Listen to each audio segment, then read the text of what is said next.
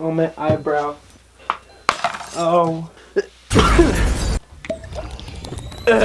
Hey, what's going on, you guys? My name is Boltmutt, and today I'm going to be talking to you about dating inside of the furry fandom. Now, I have, what am I going to say? Let's start from the ground up. So, let's talk about my sexuality. My sexuality is a mystery. I know there's definitely a word for it, but I'm not someone who is too, I don't care. I will date, dudes, I will date chicks, I will date non-binary individuals, trans men. I don't really care as long as you have, like, a good heart, like, I'll vibe with you. So dating has always been, like, fucking crazy, because it's like, I'll date a dude, and then I'll date a chick, and then I'll be single for, like, 9 years. But most of the people I've dated have been inside of the furry fandom. I have dated a few people who are outside of the furry fandom.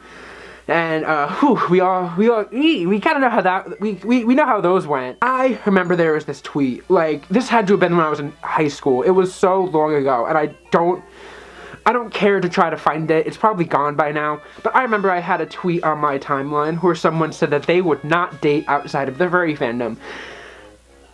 And I was like, why? Now, I understand that the community is, like, a super accepting place. People are fucking crazy. In a good way, you know, in a very good way. But all of my relationships in the furry fandom, I'm not talking about one of them too far in depth. So basically, my first boyfriend that was in the furry fandom that I would, like, officially consider my boyfriend was my boyfriend named Jackie Red.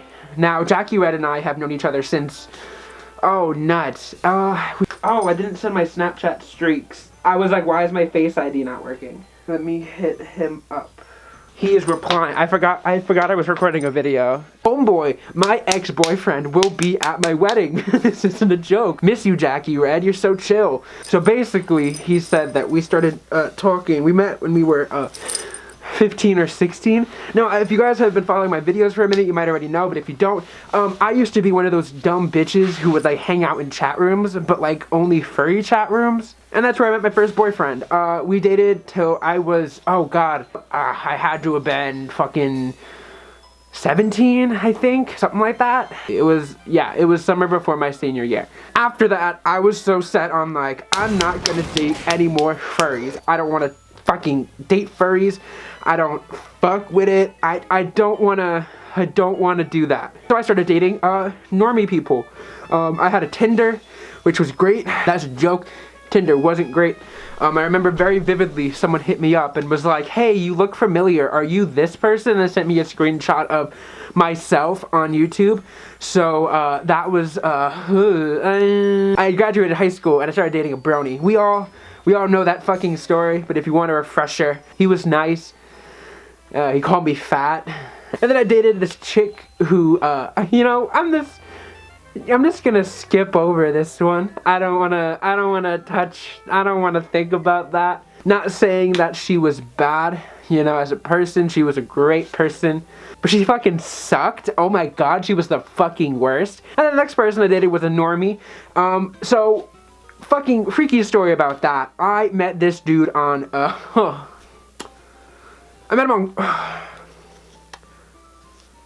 met him on Grindr. And his fucking username on Snapchat, I'm not gonna drop his name, of course, but his Snapchat name was like anime freak and then like a bunch of numbers. So like, I thought I was safe with being a furry, and then that was the one that was like, I would never date a furry, that's fucking gross, like, ew. And I was just like, fuck. I was like, you know what?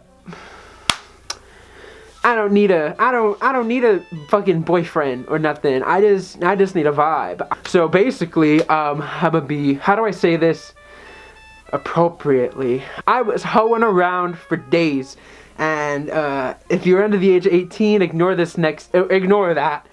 But if you are, let's say, hoeing around, be sure you do get tested between each partner. That is a requirement if you are a decent fucking human being. I didn't think dating in the furry fandom was something that I needed to do, mainly because the furry fandom isn't really something that I don't know how to say this correctly. It isn't as big as a staple in my life as I thought it was. Let me elaborate on that real quick, because that sounds super cringy. Now, when I was looking for, when I was in, like, the dating scene and shit like that, Being a furry wasn't something that like I like up front would tell people. It was kind of something that like I'd like lean into because I do, you know, I'm not fucking stupid. I do acknowledge that some people do not like the furry community and they don't understand it and it's foreign to them. And you know, if you're talking to somebody in a relationship way, it's something you might need to bring up one day when you're moving in and you just fucking lugging in your cat costume. Yeah, dude, I'm so excited to be moving in with you. I love you so much, babe. By the way, where can I put my oh, this is my fursuit. Oh, yeah, I wear this, I go to conventions, and I wear, wait, babe, where are you going? Now, there was a point in time when fucking cosplay was damn the weirdest thing in the world, and I feel like it's very much so been normalized, or more so normalized than it was, let's say, 5 or 6 years ago. And I don't know if the furry fandom will ever take that same route, but it is still a bit of a hurdle in relationships, I can assure you that. Back to my hoe days, right? So I was in this stage of where I was like, I'm not gonna date any furry. I don't want a boyfriend, I don't want a girlfriend, I don't want a significant other, I don't want to have any ties with anyone.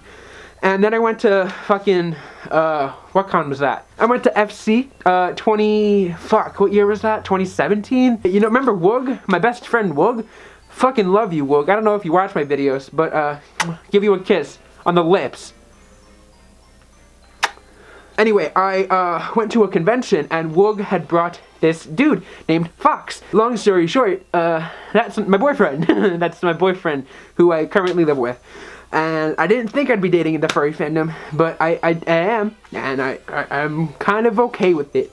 Let's say in a, oh, this sounds like shit, but let's say me and my boyfriend don't work out. Will I continue to date only in the furry fandom? No.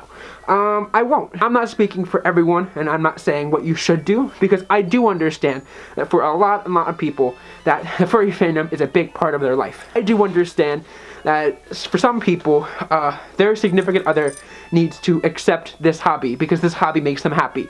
And if that is the case, I implore you to do that, because that is what makes you happy, you know? That's all that matters, your happiness. Me personally, if I ever had a significant other that was not too fond of me being a furry, I wouldn't stop, that's for sure. You shouldn't change yourself for other people, because that's toxic.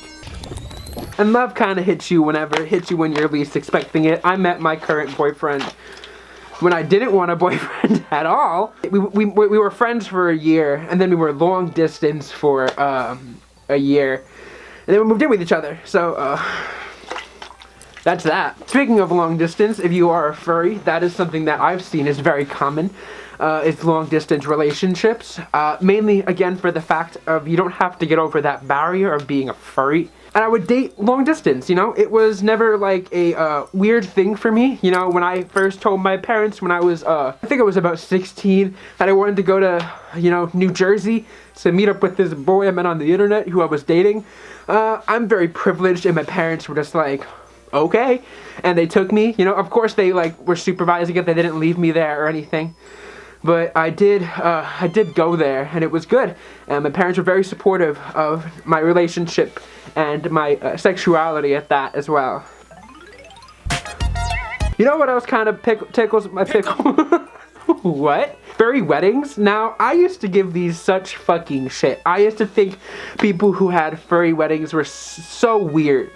And I made a video. I think I made a video about it a while ago, and I took it down because I felt bad because I had a friend who had a furry wedding, and I don't know if we don't follow each other anymore, I don't think. But anyway, I remember I used to think furry weddings were so fucking weird, and I was like, why would you ever bring the furry fandom into your wedding? And then, you know, out of nowhere, I was just like, I fuck with it. The furry fandom is something that means so much to you that you want to incorporate it into the biggest day of your life, essentially, or one of the biggest days of your life. Why not? You know, it's your fucking wedding. I am in no right to judge people for what they want to do with their weddings, you know? It's their wedding. I'm not saying that for my wedding, I'm gonna be wearing my fursuit and paws. That's 110% not gonna happen. But if you want it to be for your wedding, then go ahead. You know, that sounds pretty cute. Like, if you've had a furry wedding, fuck. Send me photos. That sounds sick. But yeah, if you guys like the video, please make sure you like, comment, and subscribe. I try to make new videos whenever I can. If you did like this video and you want to support me in any way, shape, or form, link to my Ko-fi is in the description below. If you throw me a Ko-fi, I'll add you to my Discord chat. I said this is my last video, but I'll say it again. Patreon is coming. I'm working on it. Fuck, am I working on it. That's kinda it. So, I love you guys so much. Give me a kiss. Mwah. Too bad I gave you a kiss. Alright, I love you. I'll talk to you later. Bye.